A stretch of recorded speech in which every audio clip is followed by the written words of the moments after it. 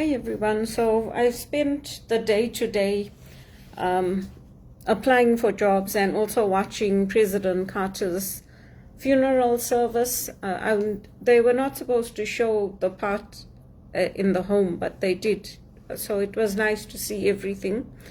I enjoyed the eulogies from the church and the singing. And I think one thing that resonated with me was just the love people had for him and how they remember him as a person of faith, a man of faith, and how that faith, hope, and love inspired him to change things. His love for America. And one of the commentators actually confirmed what I was saying.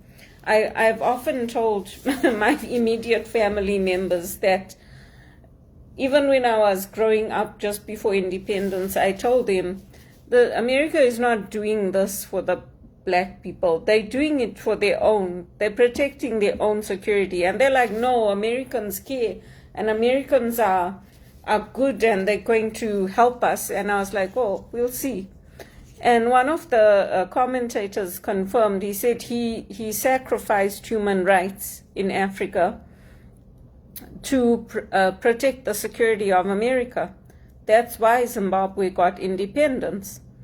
So when people have charisma, it's important to remember how they're using that and what their aims are, what their goals are. I think for those of us who came here from Zimbabwe, some of us were wet behind the ears. Some of us believed and hoped that people would treat us better and they would treat us the way we treat them.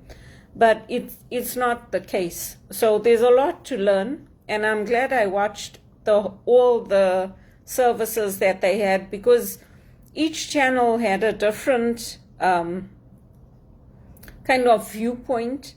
So I was watching CNN, but then it went off, so I had to switch to PBS. And there wasn't that much commentating going on that. I just watched it so I could make my own conclusions. But it was nice to hear his grandchildren talk about how to him he was just Papa.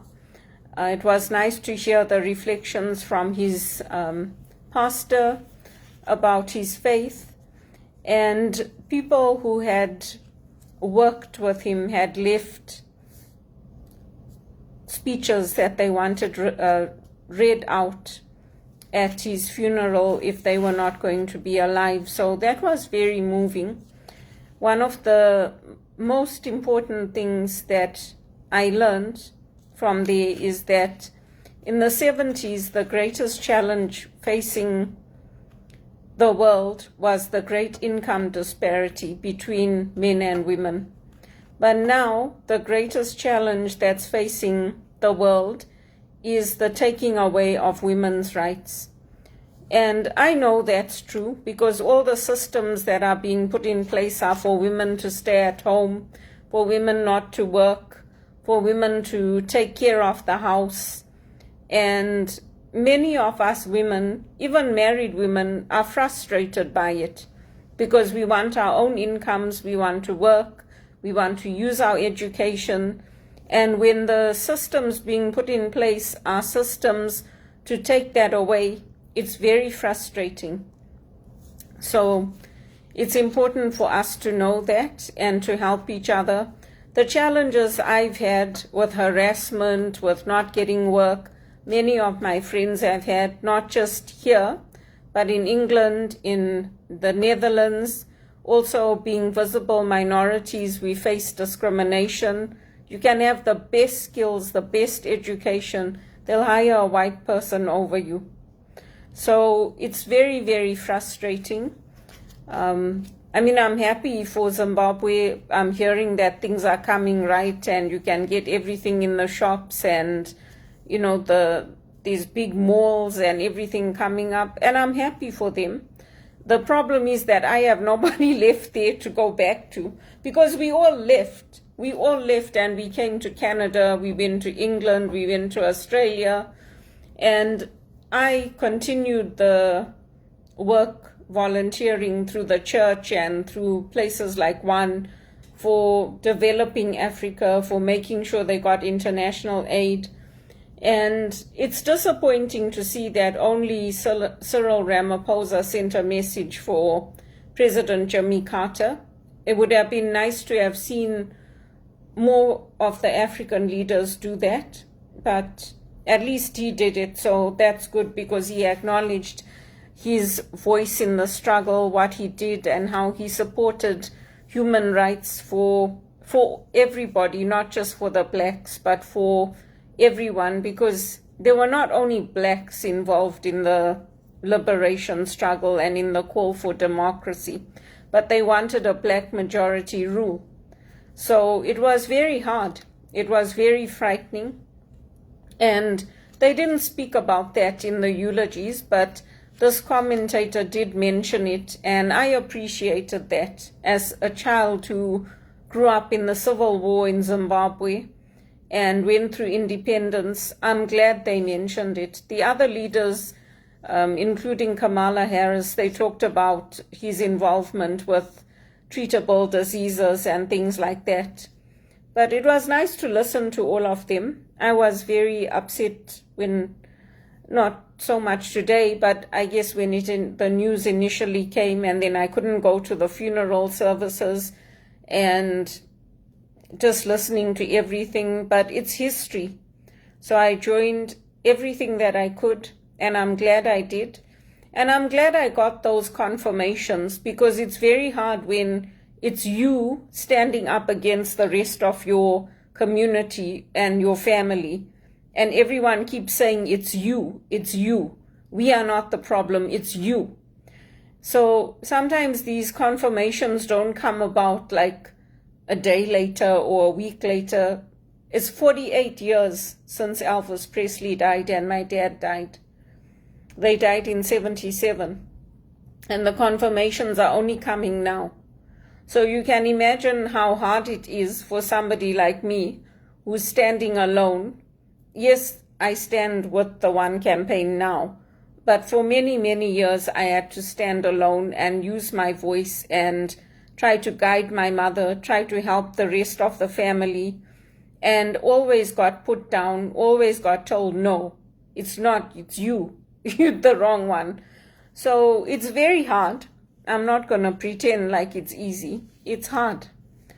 But he was a great man. He did a lot of good in the world. And at that time, internationalism was the way things were going. Now, economies, people are looking to protect their own.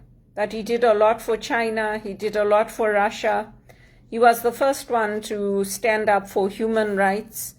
And in the Deep South, there were lots of atrocities, just like in Africa. So there were very moving eulogies, and I'm glad I joined. I'm glad I had the opportunity to join. So out of my unemployment, sitting at home, having no money in my bank account, I got this opportunity to listen to the services, to watch them, and to remember my history. And what we inherit, what we pass on to our children and to our nieces and nephews is the values that we instill in them.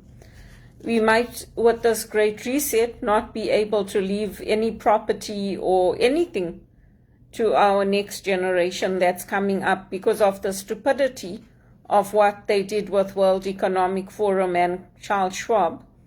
But we can at least leave them good values and instill in them that even though everything was taken away from us on purpose, you can still strive for a better world, and let them know that it's not going to be easy.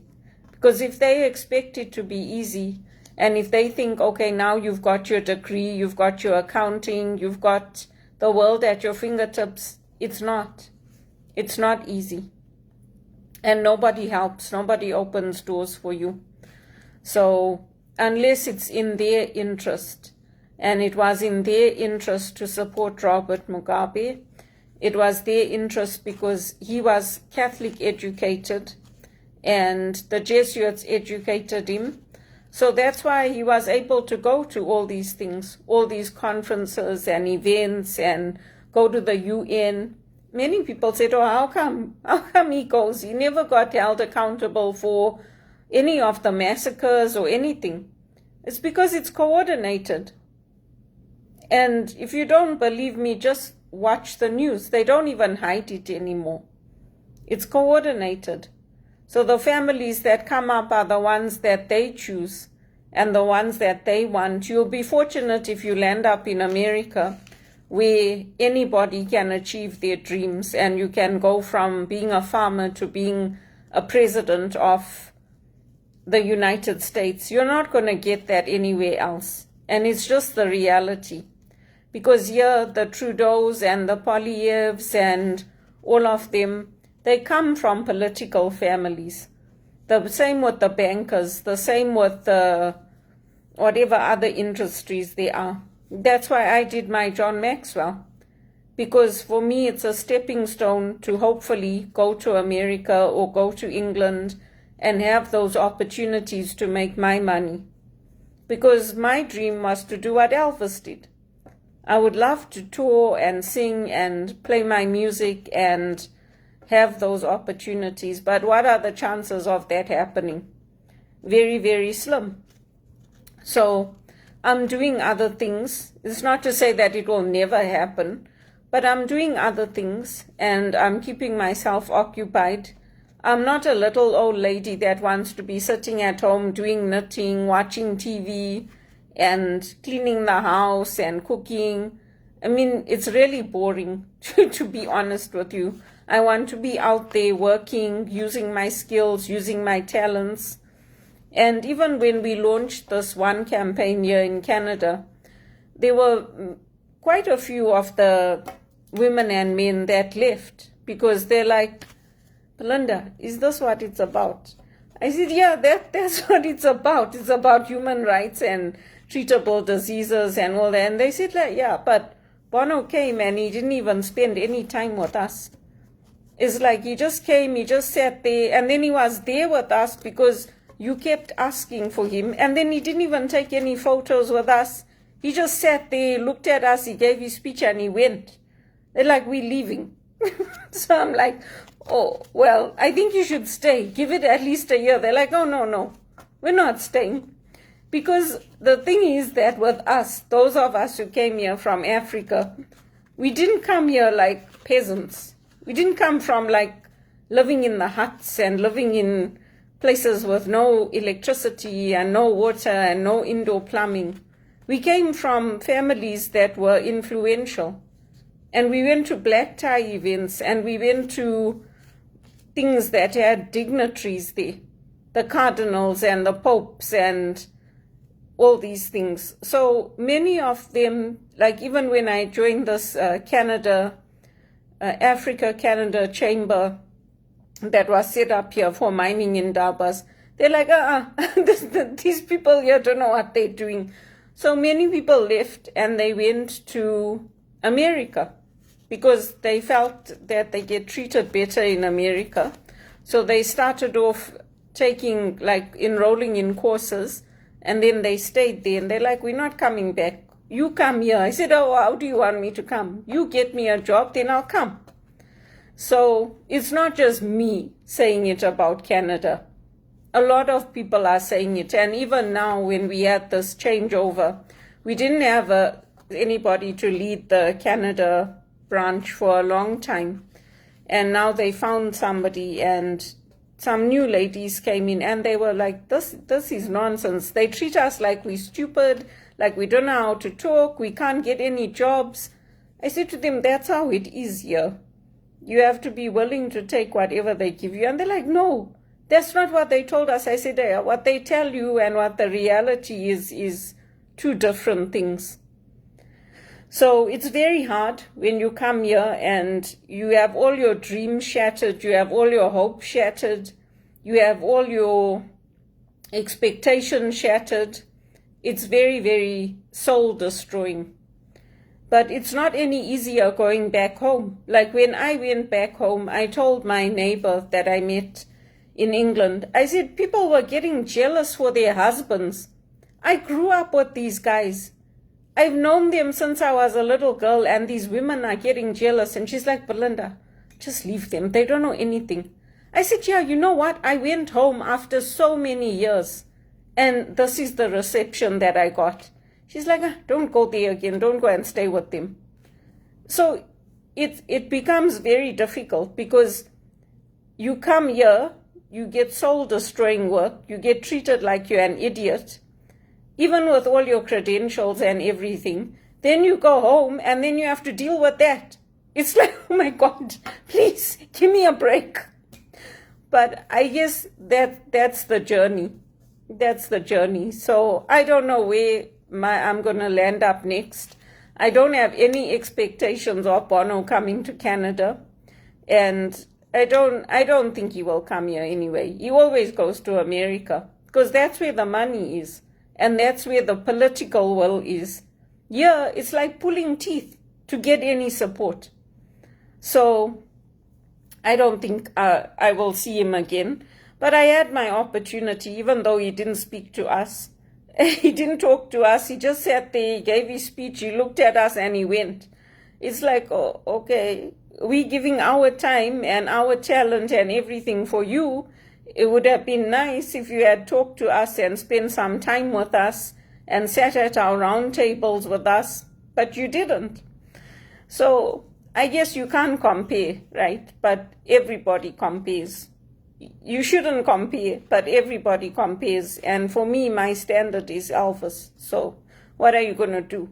You think if I go to Bono's house, he's going to come outside and greet me and talk to me and sit with me? Be like, who are you?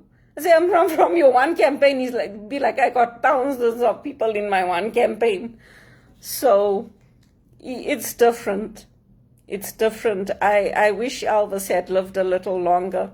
But if I had to live my life, I would rather live a life like Elvis lived and have a full life and enjoy your life and enjoy everything and then go back to God than live this life that I'm living, where everything is a struggle. Everything is like pulling teeth. Everything is like, oh, what am I going to do next? How am I going to make my money? What am I going to... It's like, please. And then for 20 years, I couldn't play my piano because I didn't have a piano. So I had to wait until I got a piano. Now I can practice again. But yeah, I often tell my mother, if I could live a life that Elvis lived, I would live it. I would live it and I would enjoy it. And then I would say, thank you, God, you can take me now. Because it's boring. It's so boring to live like this. Constantly looking for work, not using your talents, frustrated. And believe you me, we are nobody special to these politicians. Whatever time, little time they give us, they just give us because it benefits them.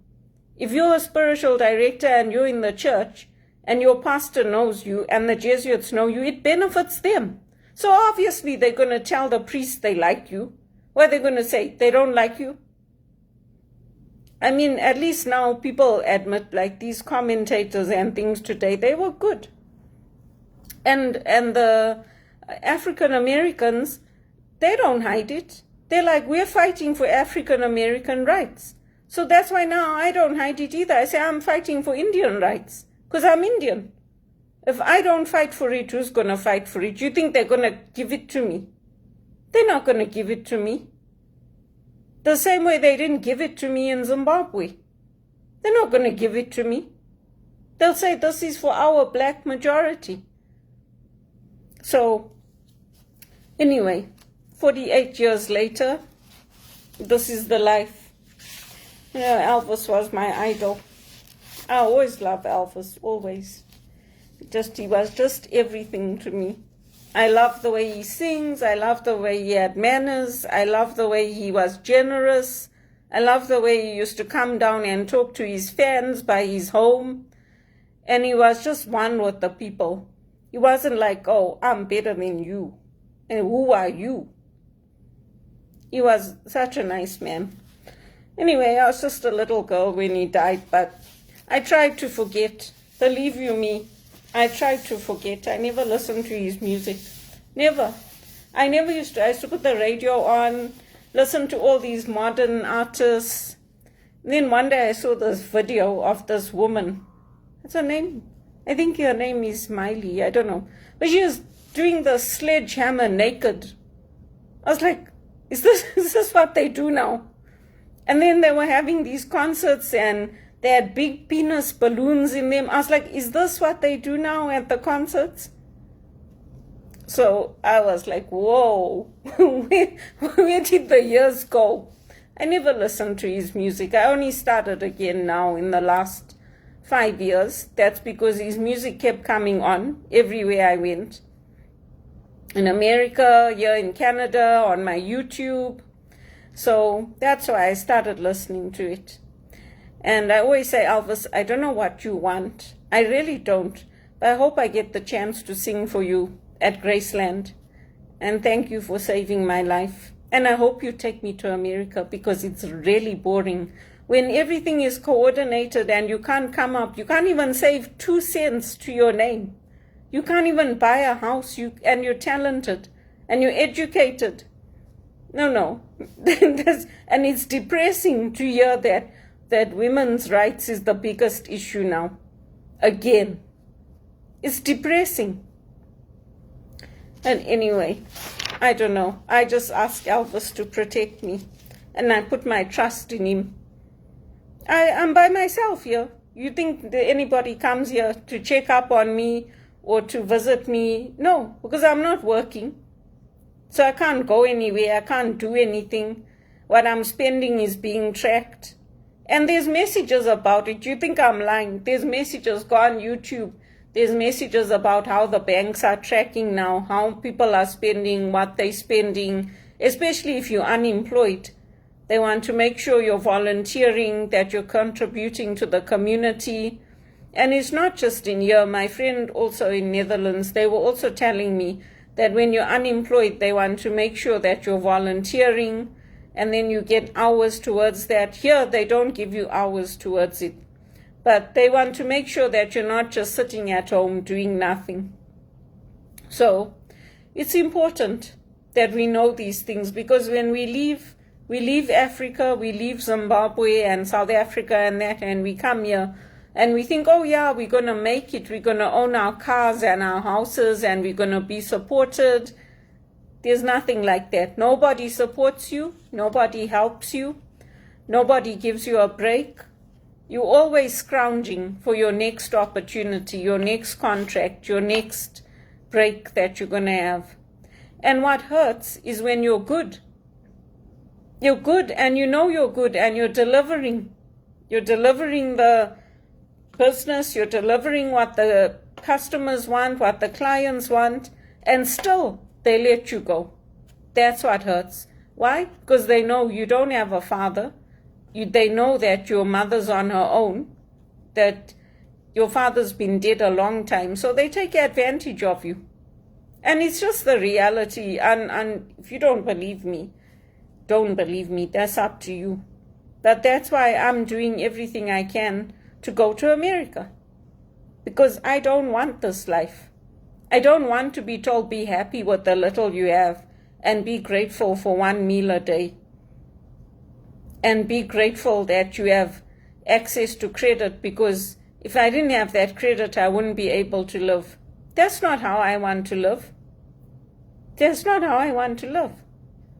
And I don't want to be going home on holidays and people getting jealous because their husbands like me. I grew up with those guys. I grew up with them. There's nothing there. Nobody wants your husbands. Believe you me, nobody wants your husbands. Only you want your husband. So it's ridiculous. And I also did my John Maxwell today on charisma, and today was on Peter's charisma. So the Bible verses, it's Matthew 16, 13 to 20, which is about Jesus asking Peter, who do you say I am? And Peter telling him, you are the Messiah. And then Jesus telling him he's blessed because he's confirmed that for him. And he's going to give him the keys to the kingdom of heaven. And then the second part is Acts. It's Acts 2, 14, 22 to 24, 32 to 33, and 36 to 41. And this is about Peter going to the Jews and telling them that you've murdered the Messiah, you've killed him, and how they are torn up inside. They cut to the heart, and they ask Peter, and they ask the disciples, what should we do? And he tells them to repent and be baptized. So in the first one, we have Peter confirming to Jesus his belief in him. In the second one, we have the Jews confirming now, because of Peter, that they believe and turning towards Jesus. And we see that change. It's going from Peter confirming his belief in the Lord, and now he's taking that message out, and other people are confirming that they believe because he has been the witness for them. And because they believe, they change. So you see Peter's charisma, and you see it with politicians. The politicians that get elected are good speakers. And that's one of the beliefs of the Jewish culture, which is passed on to us, that you need to be able to speak. You need to be able to use your voice, and through that you get your charisma. And you find that when people are not interested in telling the truth and not wanting to help people, and they don't really care about people, then they use that to their advantage. So, and you can see it with any of the politicians. You can see it with how politicians are protecting their own countries. You can see it with how Russia invaded Ukraine. And you can't tell me that's good, to go and attack people unprovoked. You can see how it was used in apartheid. It was used to keep us down. It was used to keep us from good paying jobs. It's used with women. Women who are taken for psychiatric treatments against their will, forced to get assessments because, like me, because other people won't tell the truth. You see it with the AIDS crisis that we had, where they put contaminated blood into people. It was sent knowingly from the US to England, and people were infected, and Africa. So you can see it when there's no caring, when the only thing that matters is the profits, the only thing that matters is how it's going to make somebody look, then it's used to bring whole nations down. Whole families suffer. And giving money, like they gave those people money for that AIDS-infected blood and for what happened in the postal services in UK, it doesn't heal it. It doesn't make it better. Yes, you can use that money to live, to buy a property, to get something, but it doesn't take away what was done. And you can't give them back their lives, just the way people can't give me back my health. They can't give me back what I lost in Africa, my citizenship. They can't give me back all the years that I've been unemployed in Canada. They just can't do it because they looked after their own interests. They didn't look after their interests as well as mine. They all let me down. So when we look at Peter, we can ask ourselves, do you think that Peter developed that charisma and being a charismatic leader instantly? Do you think he was always a charismatic leader, even when he was out in the fields or an ordinary worker, or when he was going about fishing? Or did he develop that over time? And it is clear that he's developed it over time. He developed it spending time with Jesus, the rabbi. He developed it going about with him, seeing what he was doing, being with him when he was talking in the temple. And that's why many of the volunteers, after Bono didn't spend time with us when he launched this campaign, they left. They're like, Belinda, we're not going to give our time to him. He doesn't care. He's making his millions. This is his cause. He's going to get his money either way. We're not staying. And I'm like, yeah, but we care, so we can stay. And they're like, you stay if you want, if it's important to you. I said, well, I also need something to do, so I can use my time. They're like, we're out of here. We came from families that you know how it is in Africa. I said, yeah, I know how it is, but it's not like that here. So they're like, come, you better come to America. I said, yeah, you take me to America. Stop telling me to come to America.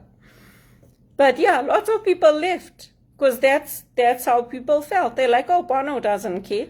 He only cares about the politicians. So that's how it goes. And that's why, like, even when we have our John Maxwell, we have our big events, people go because they know he's going to be there. I haven't been to one yet because I never have the money. I can't go. But we have big events in Florida where he comes and he's there and you can meet him and talk to him. I hope I get to do it before he passes away because he's also getting old. I mean, those opportunities don't come, and money is a means to an end. We keep good values, but some of us keep good values, but we never get the money coming in. So it's sad. It's sad. When it happens to you, it happens, you've seen it happening to your grandparents, to your parents, now it's happening to you, and you thought it was going to be different for your generation, and it's not. It's really soul destroying. It's really soul destroying. So anyway, I just wanted to share those with you, especially this John Maxwell. People have to make their own choices. I made mine. I still help with the One campaign because I feel that at least it's benefiting people. It's giving me something to do. As it is, my life is being wasted, so I don't want to waste it even more. I might as well do something with it, even if it's something small. And as for charisma, I know I'm still not where I need to be. That's why I joined John Maxwell. I go out to events. I participate wherever I can. And when we're with the right people, they change us. And when we change, we can get to that next level. But obviously, I'm not with the right people, because if I was with the right people, they would be promoting me. They would be getting me the good paid jobs. They would be helping me. But obviously, I'm not with the right people yet. So I have to keep doing what I'm doing, keep moving forward, keep learning, keep growing, until I do get to be with the right people who are going to help open those doors for me and who are going to help me get to that level where I can have a property, where I can not be scrounging for money, where I'm not scrounging to get a ticket together to go to something to help people. Even with this One campaign, I didn't have the money. I didn't have any money. That's why I told him, if you guys can't pay for the ticket, I'm not coming. So that's why they paid. The One campaign paid for those tickets when we went. But it's interesting, and I think it's sad. That was a sad message for me to hear from President Carter's funeral, that the biggest challenge that we're facing today is that it's discrimination against women. It's disheartening for those of us who have put in so much work and so much time and so much effort. It's a disheartening message to receive, but it also means that there's more work to do. And unfortunately, I can't get Elvis back. So, they haven't yet found a way to bring the dead back to life. So I just have to let him live on in me and through his music and keep that love for him. And that's what I have to do.